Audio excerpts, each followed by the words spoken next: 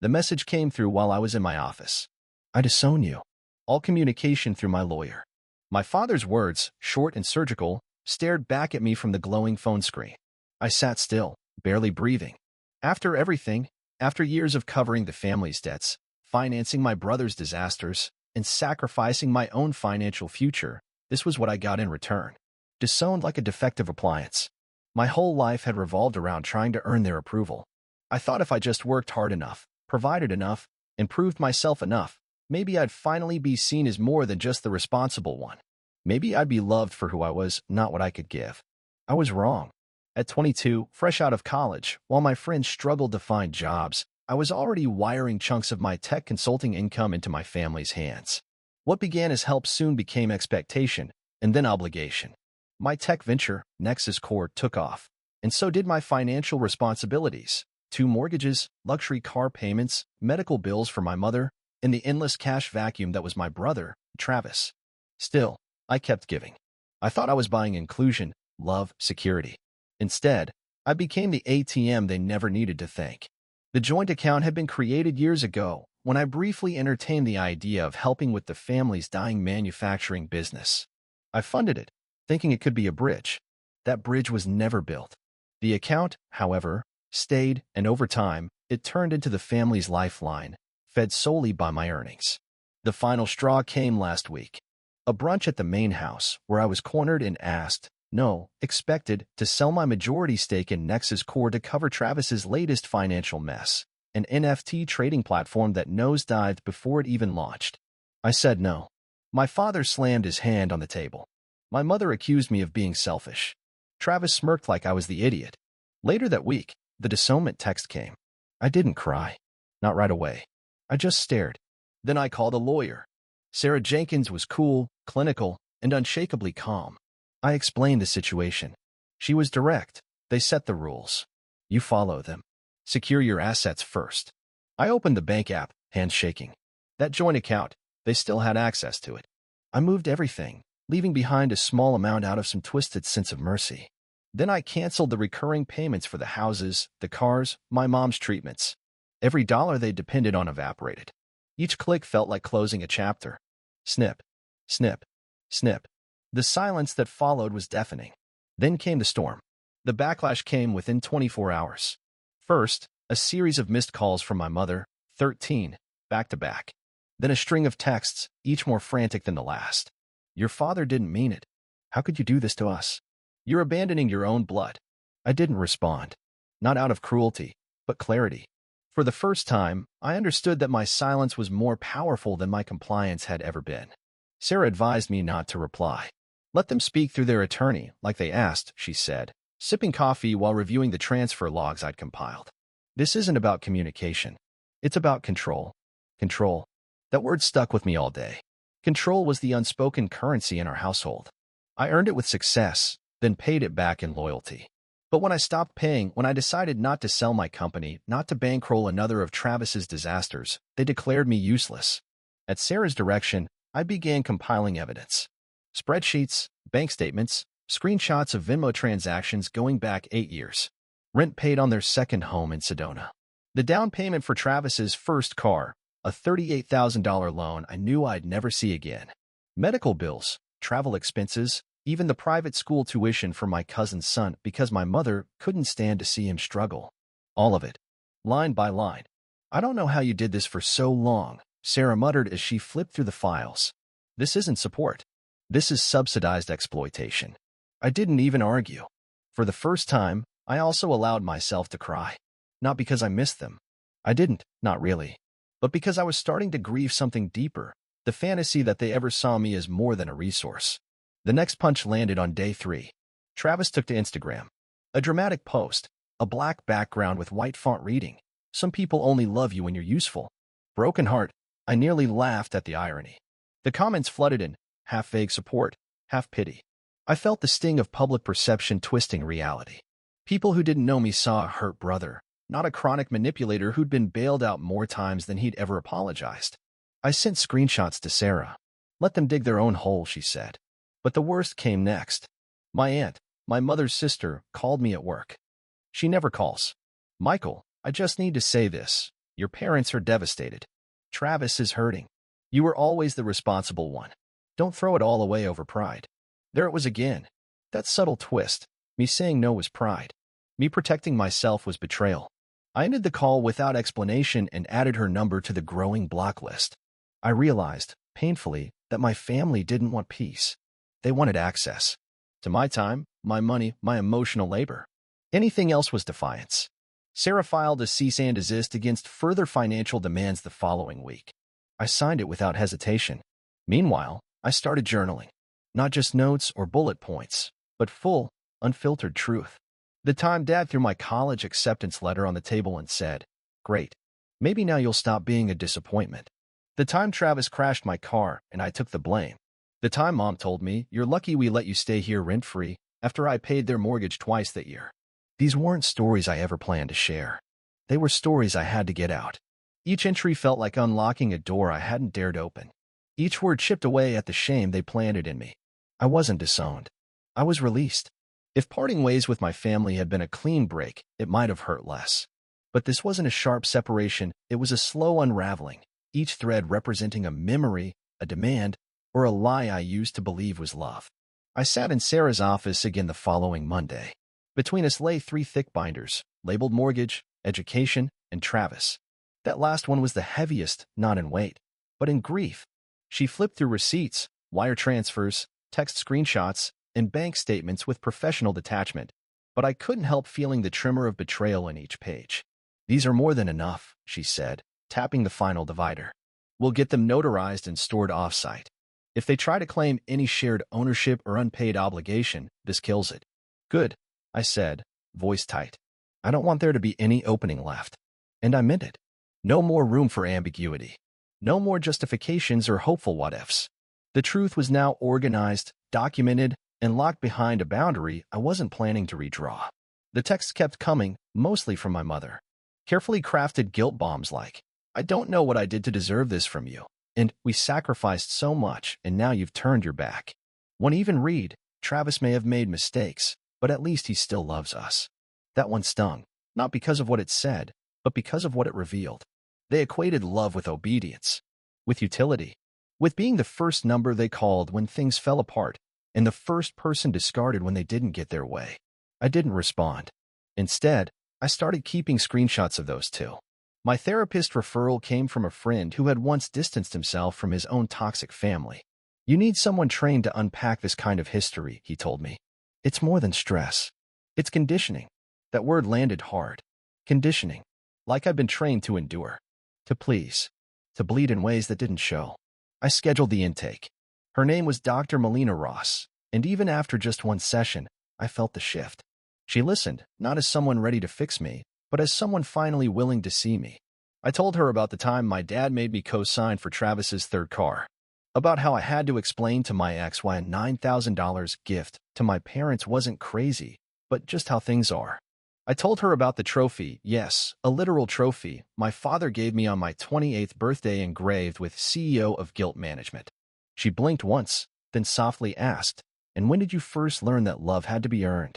It was the first time in years I couldn't answer immediately. That night, I opened a new document and titled it The Ledger. Not just a financial one, but emotional. I listed every instance of sacrifice, every manipulated apology, every birthday where Travis got a gift and I got a lecture. It wasn't about holding grudges. It was about giving weight to what they had tried so hard to make invisible. I also started journaling about the possibility of never going back. Not just physically, but emotionally. What it would look like to not answer if one of them was in crisis. To not rush to fix the things they broke. To not flinch when they pulled the family card and waved it like a debt collector's badge. One late evening, I reread the text from my dad that started this all. "I disown you. All communication through my lawyer." I smiled.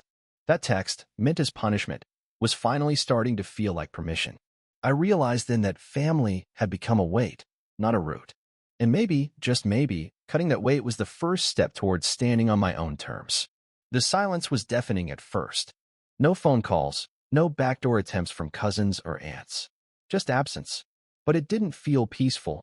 It felt like the eye of a storm, the quiet before the next hit. That's what happens when your life has been built around anticipating someone else's chaos. I kept up with Dr. Ross.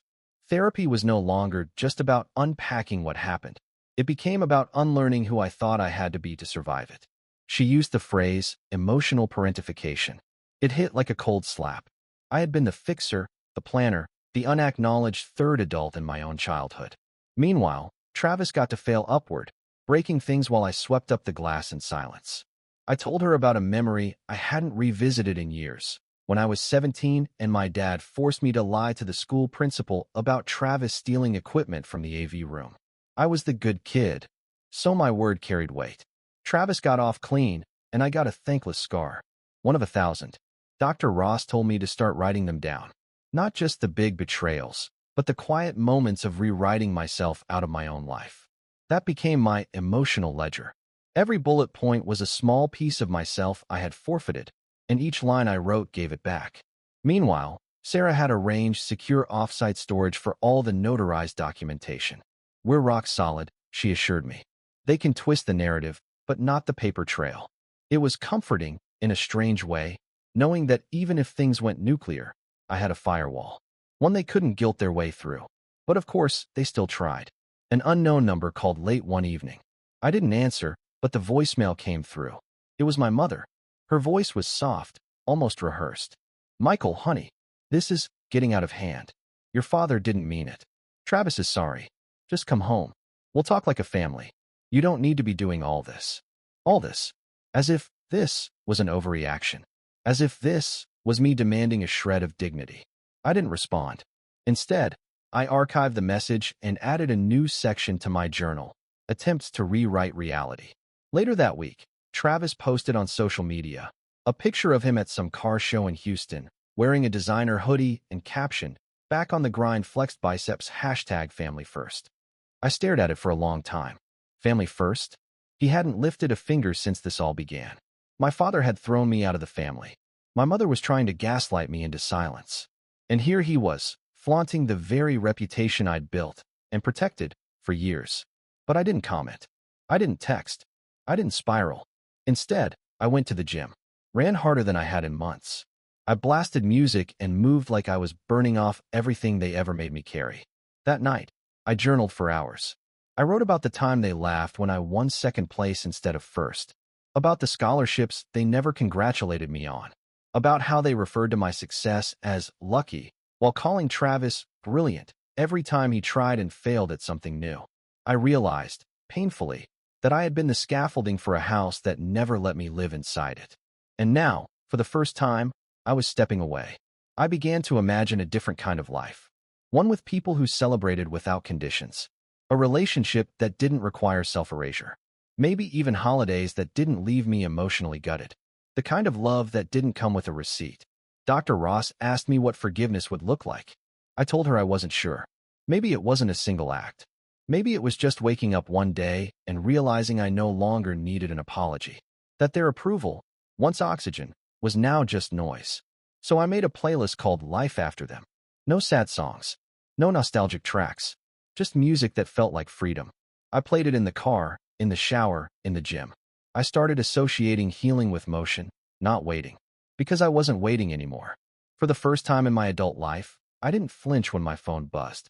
It took weeks of training my nervous system to stop associating every notification with bad news, passive aggression, or the carefully crafted words of someone trying to pull me back into obligation. These days, the only updates I get are from close friends, a couple of music alerts, and Sarah, who messages only if something's truly urgent. It's a strange kind of peace. One that feels earned, not gifted. Dr. Ross and I moved deeper in our sessions, past the trauma triage, into the quiet space where grief lives.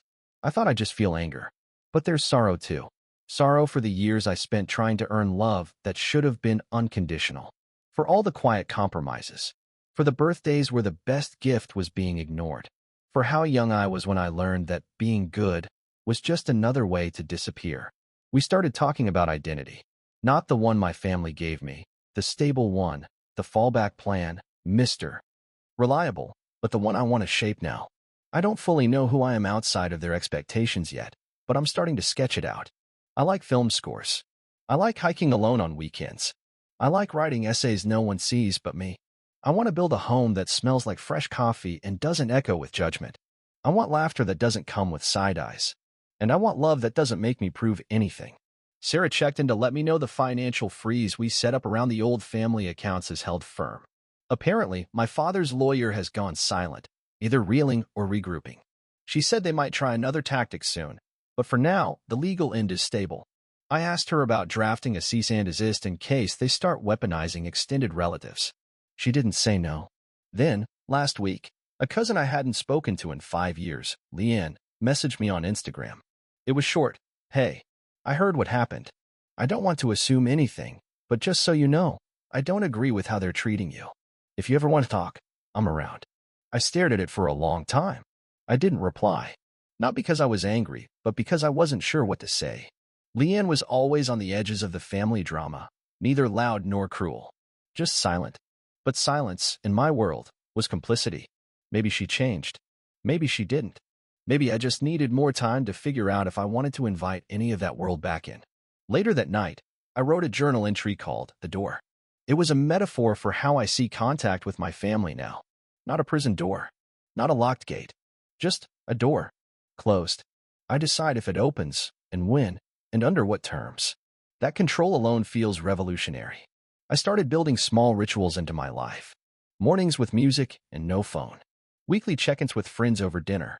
Long drives with no destination. These weren't distractions, they were scaffolding. A way to reframe routine as care instead of survival. One night, sitting on my porch, I lit a candle, not for anything spiritual, but symbolic. I told myself aloud, this is my life. Not theirs. Not anymore. Saying it out loud made my chest loosen. It wasn't defiance. It was declaration. The next day, I bought a small notebook, the kind you keep in your jacket pocket. I called it Worth. Every time I caught myself slipping into old patterns of guilt or shrinking, I'd write down one thing that reminded me I didn't deserve what they gave me, and I didn't owe them anything back. I stayed calm during every crisis. I paid their rent 3 times and was never thanked. I missed college events to bail Travis out of legal trouble. I never made them feel small, even when they crushed me. I flipped through those pages often. Because healing isn't linear. There were still moments, like seeing old family photos on social media or hearing Travis's voice in my memory, when doubt crept in. When I wondered if I'd made a mistake. If maybe I was the one who was too sensitive. But then I'd look at my ledger and remember, this wasn't about blame. It was about truth. The biggest surprise about healing? It doesn't end in a dramatic epiphany. No swelling music. No cinematic resolution. It's quieter than that. I realized I was healing the morning I opened my inbox, saw an email from my father's attorney, subject line, final disposition, and didn't feel my pulse spike. It was a formality. A final notice that any shared family business assets had been transferred to Travis. Clean break. No financial ties. No residual entitlements. Just like that, my father's disownment was complete on paper. The younger me might have crumbled at such finality. But this version of me, scarred, wiser, still standing, just saved the PDF, forwarded it to Sarah for records, and went back to making coffee. I stared at the steam curling out of the mug and whispered to myself, so this is freedom. Dr. Ross called our latest session a closing loop. Not an ending, but a hinge point. The part in the narrative where the past stops bleeding into the present. I've begun to understand what she means. The stories I used to replay, the shame of being the one who always gave more, the sickening guilt of not being enough, don't hit with the same weight anymore. I can observe them now. I can hold them without drowning in them. Sometimes, I read back through my Worth notebook, the one where I'd list every way I'd shown up for people who made me invisible. Not to relive it, but to remind myself I wasn't crazy, that it happened, and that I survived it. One entry hit me harder than expected. I let them call me selfish the same year I emptied my savings to pay for Dad's dental surgery. That was the first moment I saw forgiveness not as permission, but as release. I don't forgive them because they deserve it. I forgive because I refuse to keep dragging the wreckage they left behind. It's not perfect. Some mornings, I still wake up hearing my dad's voice in my head, cutting, disappointed, cold. But now I meet it with a breath, a moment of stillness, and I remind myself that I am not a project to be fixed. I'm a person, healing in motion. Vanessa, my neighbor who became one of my closest allies, invited me to a small New Year's gathering. She said, let's make a resolution you can actually keep, 0 crumbs. Full meals only. We both laughed, but something about it stuck. Zero crumbs became a mantra. No more half-love. No more half-apologies. No more sitting quietly so others stay comfortable while I shrink. If someone isn't willing to offer a full seat at their table, I'll build my own. In January, I booked a solo trip to Seattle. I've never traveled alone before, but I picked a small Airbnb overlooking the water, packed 3 books, and promised myself I wouldn't perform for anyone. No family. No expectations. Just me and my choices. It was quiet and strange and beautiful. I journaled every morning from a tiny coffee shop. I stood in the rain on purpose. I even joined a community board game night, something the old me would have avoided for fear of not being good enough. But I showed up. I existed. That was enough. On the final day, I sat at the waterfront, watched the ferries drift by, and wrote one sentence in my new journal. My life is mine now. Not in a dramatic, shouted from the rooftops kind of way. In a grounded, steady truth. When I got back home, I deleted the old family group chat thread. Not in anger. Just finality.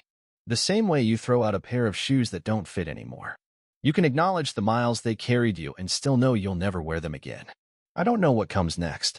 Maybe reconciliation is possible one day, but only if it comes from both sides, with honesty and change. Until then, I owe them nothing. And I owe myself everything I was denied.